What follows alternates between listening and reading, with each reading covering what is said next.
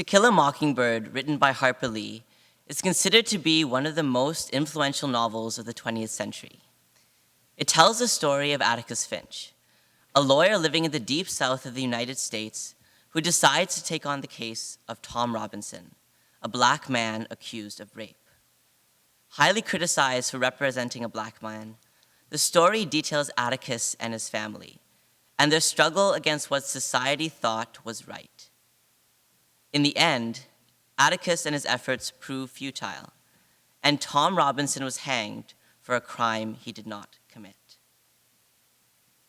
Atticus Finch, in my mind, is the epitome of doing what is right, of being a principled person, and of being a person of integrity, because he followed his morals regardless of the consequences. Being honest, having strong morals and principles that you value as an individual are key elements of integrity. And while we talk about integrity on the surface, we often miss the deeper meaning of this quality. Henry Kravis, American businessman, once said, "If you don't have integrity, you have nothing. You can't buy it. You can have all the money in the world, but if you're not a moral and ethical person, you really have nothing." Being principled and having integrity has a variety of meanings. Some of us are principled when it comes to schoolwork and academics, while others are principled during times of hardship. My grandparents, like many of yours, came to this country as immigrants from India, leaving behind family and everything familiar to them. Hardship for them manifested in a variety of ways: culture shock, climate, racism. My grandmother, who had spent her entire life in the heat, was forced to experience minus 30-degree weather and shovel snowbanks that were taller than her. But what I always admire about my grandparents is the fact that they have never sacrificed what they believe in, whether it be through our culture or language, or principles such as hard work and gratitude. Having integrity also means judging yourself based on your own principles versus the principles of others. I'm sure many of you can relate to comparing yourself to others like I have, in the workplace, over appearances, or over marks. But let me give you a little test we can all do, and this goes for everyone. When facing a challenge, what is your first response? Do you immediately compare yourself to those around you, or do you judge yourself by your own standards and moral compass? When I apply this test, I sometimes jump to comparing. But what is far more rewarding is when you judge yourself based on your own principles and judge yourself based on what you believe in. I've learned that self-validation is the best kind of worthiness, while at the same time excelling at what you're doing. Perhaps the most important application of integrity, however, is through leadership. There are two aspects of integrity in leadership. First, success with integrity, and secondly, integrity regardless of consequence. The first aspect is success with integrity. Success is something we're all striving for, whether it be here at Appleby or in the future. But what does success mean without integrity? What does it mean when we've stepped on people and sacrificed our morals in the process? Martin Shkreli, former CEO of several pharmaceutical companies, ramped up the prices of several life-saving drugs by over 5,000%. Successful by definition for a time, but no integrity. Marilyn Houston, the 20th most powerful woman in the entire world, makes a living by selling weapons to countries that use them on innocent civilians. Successful for a time, but no integrity. In the end, regardless of how successful you may be, integrity and honesty are the ultimate rewards, no matter how much money or fame you get. There are many great leaders who exist in the world currently, in politics, business, and many other places. Warren Buffett, American businessman and philanthropist, said it best.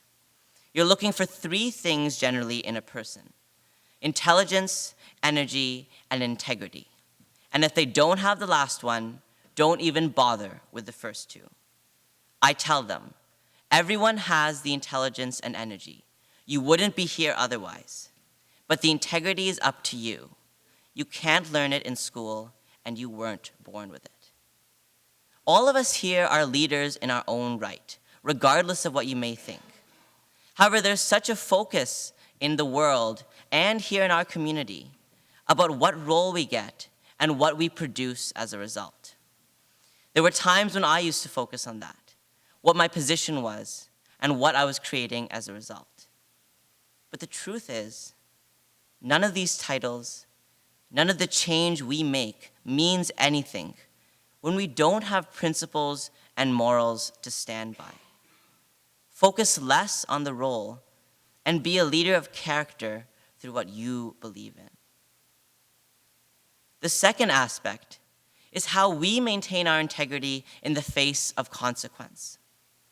Our friends alienating us, having to make a hard choice even if it means losing someone, doing the right thing even if it means putting your life on the line.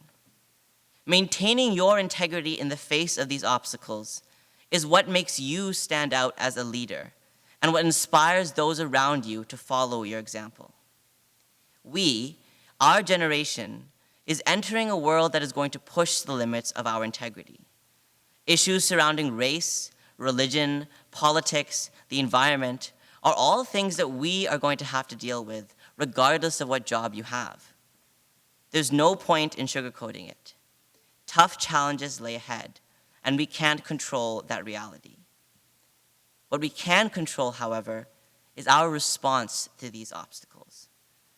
History has shown that those who remain resilient during times of strife are those who have strong principles and follow their moral compass. How do we all be like Atticus Finch and persevere? Look to those who maintained their integrity, those who fought for the principle of equality, like Gandhi and Martin Luther King Jr., those who fought for our planet, like David Suzuki and Jane Goodall. These are individuals who succeeded, yes, because of their perseverance, but more importantly, because they had the principles to support them throughout their struggle, and that is what allowed them to succeed in the long run. I pose the question to you, future senior twos, future graduates, future leaders of Appleby, and future leaders of the world. What makes you a person of integrity? What moral compass guides your actions? What do you choose to stick by and believe in? Integrity is the basis for every other quality, such as trust, confidence, and success. Integrity is asking yourself the question, what do I choose to fight for, stand up for, advocate for, and unequivocally defend in the face of all obstacles? I try, and not always successfully, to be a person of integrity because I value personal excellence and reaching my highest potential. I try to lift people up and encourage those around me to be honest and reach their highest potential. As many of you know, I try to always speak my mind and give a voice to those who cannot be heard. And I never change who I am because the essence of who I am lies in my principles and what I believe in.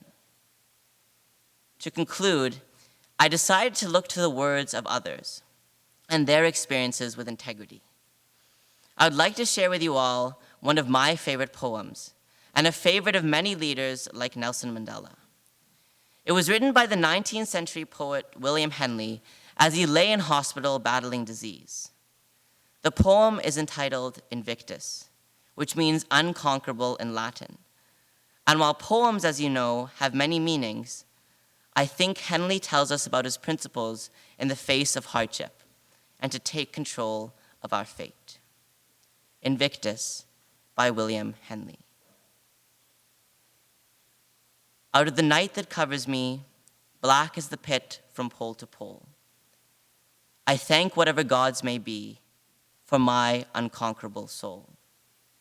In the fell clutch of circumstance, I have not winced nor cried aloud. Under the bludgeoning of chance, My head is bloody, but unbowed. Beyond this place of wrath and tears looms but the horror of the shade, and yet the menace of the years finds and shall find me unafraid. It matters not how strait the gate, how charged with punishments the scroll. I am the master of my fate. I am the captain of my soul. We have heard amazing speeches this year about being yourself, valuing the important things in life, and leaving your legacy. Be remembered for your principles, so that people can say, I remember this person because they believed in something and always stood by it.